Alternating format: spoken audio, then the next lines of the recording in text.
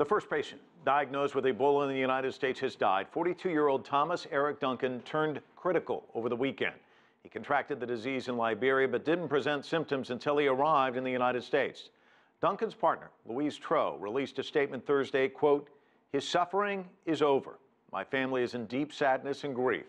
Our deepest sympathies go out to his father and family in Liberia and here in America. Eric was a wonderful man who showed compassion toward all." Now, a police representative says as many as 3 police officers who went to his apartment may be showing symptoms, and one at least has gone to an urgent care facility to be checked out by authorities there. All this as 5 U.S. airports are set to begin additional Ebola screenings, and CCTV's Jessica Stone has all the details on that from Washington Dulles International. Jessica, how were these 5 airports selected for this?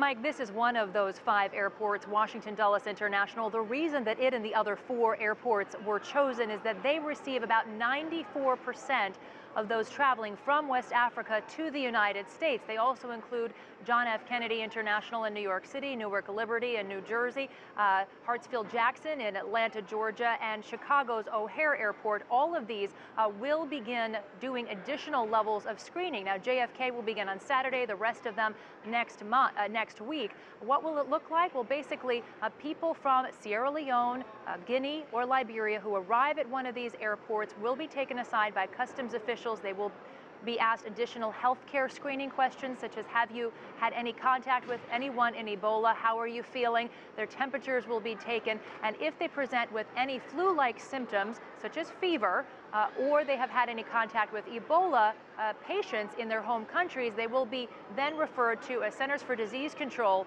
medical professional for further screening. Now, there are quarantine facilities here at Washington Dulles International and those 4 other airports, and they will likely be taken to those locations if they have Ebola. Let's listen to what the director of CDC, Tom Frieden, had to say about the connection to the importance of stopping Ebola, not only in the United States, but around the world. We have stopped every Ebola outbreak until this one. This is an unprecedented outbreak in West Africa. We're surging the response with a whole-of-government approach from the U.S. and the global community. It's going to be a long, hard fight, but we remain convinced that we can contain the outbreak in West Africa. If we fail to do that, then it would be a very different situation, because it could spread to other parts of Africa and could be a longer-term risk to us here now. And the key there, says Dr. Tom Frieden, is really making sure that the virus is contained in West Africa. He says without doing that, you can't ensure that it will not spread to any other part of the world. So that is really the key. Now, I also had a chance to talk with a delegation from Côte d'Ivoire, the Ivory Coast, which is, of course, also a country in West Africa that has not yet been affected by Ebola. They are doing a series of heavy screenings at their airports, and this gentleman took the time to speak to me about what that was like.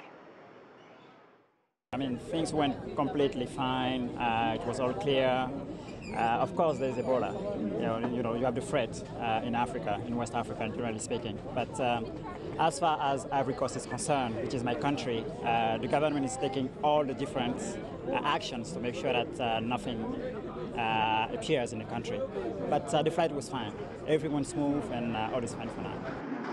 Now, as the minister said, there is already Ebola screening in West Africa, even in areas that have not been affected by the virus, but he is likely to experience a different type of screening when he returns to his home country, and certainly when and if he comes back to the United States. Again, the real link that doctors are drawing here, Mike, is that it's critical to stop the spread of Ebola from West Africa. Without doing that, you can't stop it from coming to any other country around the world.